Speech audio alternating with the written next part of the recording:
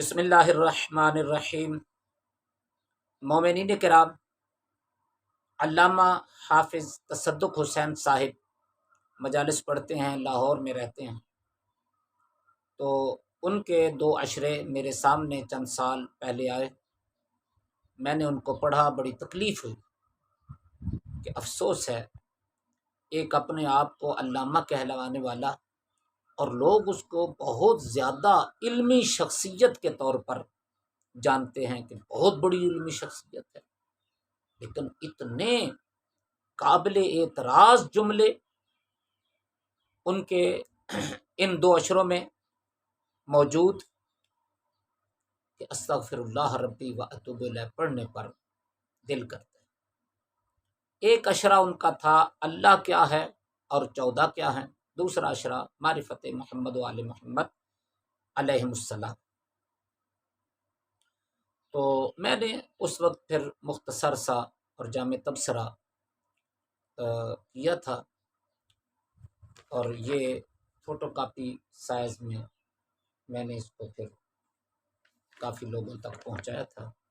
اب میں ضرورت محسوس کر رہا تھا کہ ضرورت ہے کہ اگر ان کے قابل اعتراض جملے مومنین تک پہنچتے ہیں تو پھر ان پر جو جامع تبصرہ بھی ضرور مومنین تک پہنچنا چاہیے۔ پہلا اشرہ اللہ کیا ہے اور 14 کیا ہیں۔ پہلی مجلس قول حافظ، یعنی علامہ حافظ تصدق حسین صاحب کا قول، ان کا جملہ،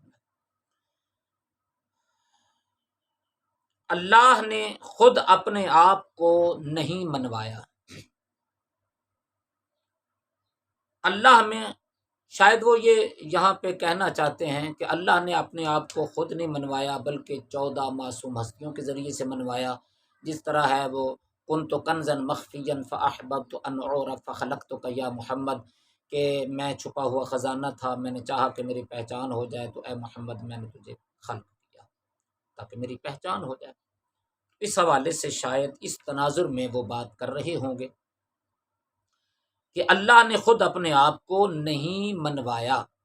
اگلا جملہ، اللہ میں خود اپنے آپ کو منوانے کی صلاحیت ہی نہیں ہے۔ استغفر اللہ ربی و اتوب الیہ۔ میں نے مختصر تبصرہ اس وقت کیا تھا کہ جناب علامہ صاحب، حافظ صاحب اپنے جملے بدلیں۔ یہ جو آپ نے جملے کہے ہیں نا، یہ توہین خدا ہیں، یہ اللہ تعالیٰ کی توہین ہے۔ کاش آپ کسی عالم دین کے پاس جا کر اپنے الفاظ کو بہتر کر لیتے، کیونکہ کوئی ایسا جملہ کبھی بھی اپنی زبان سے نہیں کہنا چاہیے کہ جس میں خدا کی توہین ہو جائے۔ بہتر یہ تھا کہ آپ اس کی جگہ پہ یہ جملہ کہتے کہ لوگوں میں اتنی صلاحیت نہیں تھی کہ اللہ تعالی خود اپنے آپ کو منواتا، تو اللہ تعالی نے 14 معصوم ہستیوں کو خلق کیا اور ان کو بھیجا اپنا نمائندہ بنا کر کہ وہ لوگوں کو اللہ تعالیٰ کی معرفت کروائیں اور اللہ تعالیٰ کو منوائیں۔ یہ جملے زبردست ہیں، بہت اچھے جملے ہیں، جس میں خالق کائنات کی توہین نہیں بلکہ اس میں تعریف ہے۔ دوسرا جملہ قول حافظ، خدا کی قسم اللہ نے 14 کو اللہ تو نہیں بنایا مگر بنایا اپنے جیسا ہے۔ استغفر اللہ ربی و اتوب الیہ۔ تو اس کو میں نے 2 نکات میں اس پر تبصرہ کیا تھا۔ پہلی بات تو یہ کہ یہ جملہ درست کریں حافظ صاحب یعنی اس طرح کہیں کہ اللہ تعالی نے 14 کو بے مثل و بے مثال بنایا اور اتنا با کمال بنایا کہ لوگ انہیں دیکھیں اور اللہ تعالی کو ماننے پر مجبور ہو جائیں کہ اتنے با کمال جس کے سامنے سجدہ کرتے ہیں تو وہ اللہ ہے، وہ واقعاً اللہ ہے۔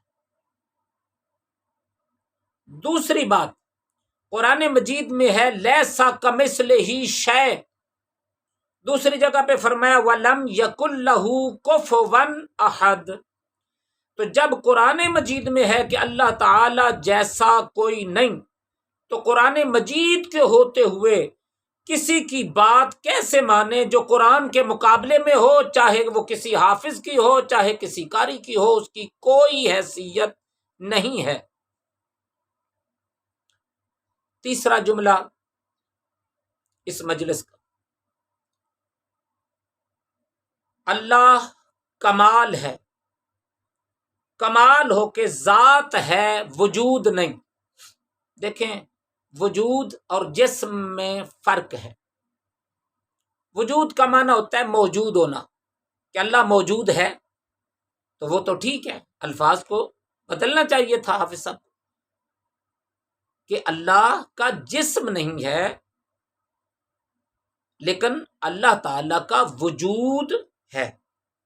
مجلس نمبر 2، قول حافظ، پیدا کرنا فعل ہے، کیفیت ہے، عمل ہے۔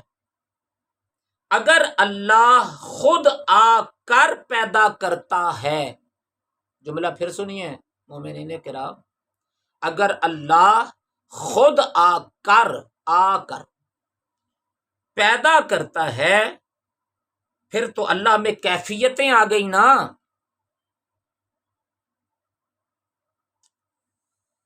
اللہ اکبر۔ معصوم نے فرمایا کبھی نہ کہا کرو رمضان آیا رمضان گیا، کیونکہ یہ اللہ کے ناموں میں سے ایک نام ہے، اور اللہ نہ آتا ہے نہ جاتا ہے، لہذا کہا کرو کیا کہ ماہ رمضان آیا ماہ رمضان گیا، یعنی اللہ کا مہینہ آیا اور اللہ کا مہینہ گیا۔ تو یہ ہمارا عقیدہ ہے معصوم کے فرمان کے مطابق کہ اللہ تعالیٰ نہ کبھی آتا ہے نہ جاتا ہے، وہ قادر مطلق ہے، وہ جو چاہے جب چاہے کر سکتا ہے، وہ کچھ کرنے میں کیفیتوں کا محتاج نہیں ہے۔ قول حافظ، اس کا خدا ہی حافظ، قول حافظ، جو اللہ کی جگہ پیدا کرے اسے علی علیہ السلام کہتے ہیں۔ یہ جملہ پھر سنیں، جو اللہ کی جگہ پیدا کرے اسے علی علیہ السلام کہتے ہیں۔ میں نے اس پر مختصر تبصرہ کیا تھا کہ نہ اللہ تعالیٰ کی جگہ آج، اللہ تعالیٰ کی جگہ نہ کوئی آج تک آیا اور نہ قیامت تک آئے گا، اور نہ اس کے بعد بھی کوئی آئے گا، اس لیے کہ اللہ تعالی موجود ہے اور ہر جگہ موجود ہے۔ مولا علی علیہ السلام اپنے کام کرتے ہیں، جو ان کے اپنے کام جو اللہ تعالی کی طرف سے ان کے ذمے لگائے گئے ہیں، اور کائنات کو پیدا کرنا اور ان کی ہدایت کے لیے 14 معصوم رہبر خلق کرنا، اور ان کو معجزہ کی طاقت اور علم اور درجہ عصمت کبریٰ عطا فرمانا اور کائنات کا نظام چلانا، یہ اللہ تعالی کے کام ہیں جو وہ کر رہا ہے۔ ذرا تھوڑا سا اور وضاحت کر دوں، نہ اللہ تعالیٰ کو نیند آتی ہے نہ اونگ آتی ہے، لا تاخذہ سنۃ ولا نوم، نہ بیماری، نہ سفر درپیش ہوتا ہے، نہ سستی، نہ تھکاوٹ، نہ کمزوری، وہ اپنے کام خود کر رہا ہے۔ 24 گھنٹے کر رہا ہے. وہ سفر میں جائے تو اس کی جگہ پہ کوئی کام کرے، وہ مریض ہو تو اس کی جگہ پہ کوئی کام کرے، وہ سو جائے تو اس کی جگہ پہ کوئی کام کرے، وہ تھک جائے تو اس کی جگہ پہ کوئی کام کرے، اسے اونگ آئے تو اس کی جگہ پہ کوئی کام کرے، وہ عاجز ہو تو اس کی جگہ پہ کوئی کام کرے، وہ بیمار ہو جائے نعوذ باللہ تو اس کی جگہ پہ کوئی کام کرے. تو جب وہ ہر جگہ یا ایک جگہ ہے اور دوسری جگہ نہیں ہے تو اس کی جگہ پہ کوئی کام کرے. لہذا وہ اپنے کام خود کر رہا ہے، اسے کسی قسم کی ضرورت ہی پیش نہیں آتی کہ کوئی اس کے کام کرے.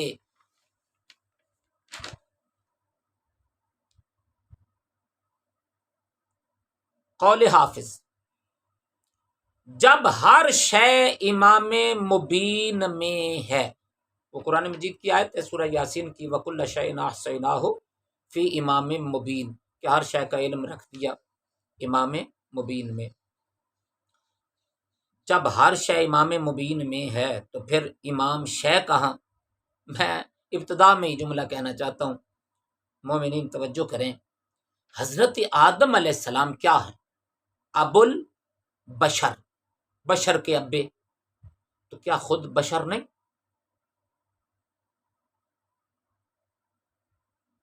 نبی اکرم صلی اللہ علیہ وآلہ وسلم کیا ہیں؟ سید الانبیاء، انبیاء کے سردار. تو کیا وہ خود سید نہیں؟ انبیاء نہیں؟ سید الانبیاء، انبیاء کے سردار، تو کیا وہ خود نبی نہیں؟ سید الرسل، رسولوں کے سردار، تو کیا خود رسول نہیں؟ اگر کسی کو کہہ دیا جاتا ہے سید العلماء، علماء کا سردار، تو کیا خود وہ عالم نہیں ہوتا؟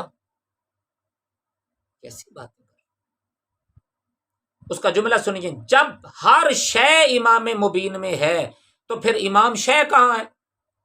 بھی ہر شے تو امام میں ہے، ہر شے تو امام شے کہاں ہے؟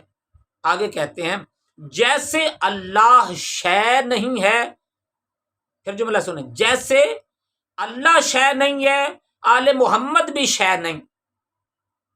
مختصر سا تبصرہ اور جامع تبصرہ سنیے. جناب حافظ صاحب نے اس دوسری مجلس میں یہاں کہا ہے کہ اللہ شے نہیں، اور اسی اشرف کی چوتھی مجلس میں کہا کہ اللہ کیا ہے؟ شیء لیس کالاشیاء. اس کا ترجمہ یہ بنتا ہے کہ اللہ شے ہے، باقی اشیاء جیسا نہیں. دوسری مجلس میں کہہ رہے ہیں اللہ شے نہیں، اور چوتھی مجلس میں کیا کہہ رہے ہیں؟ جھوٹے کا حافظہ نہیں ہوتا. قارئین کرام، ناظرین کرام، مومنین کرام، سامعین کرام، ذرا غور فرمائیں، کیا یہ کھلا تضاد نہیں؟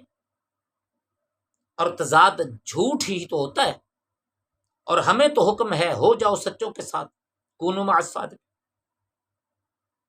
تو یاد رکھیں، اسی لیے ہم جھوٹ اور جھوٹے کو پسند نہیں کرتے، چاہے کوئی حافظ ہو چاہے کوئی قاری.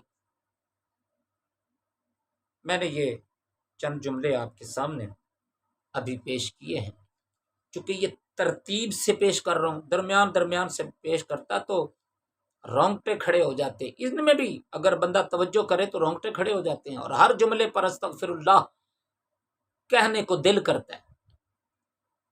یہ پہلی قسط، انشاءاللہ دوسری قسط ان قریب لے کر میں آپ کی خدمت میں حاضر ہوں گا.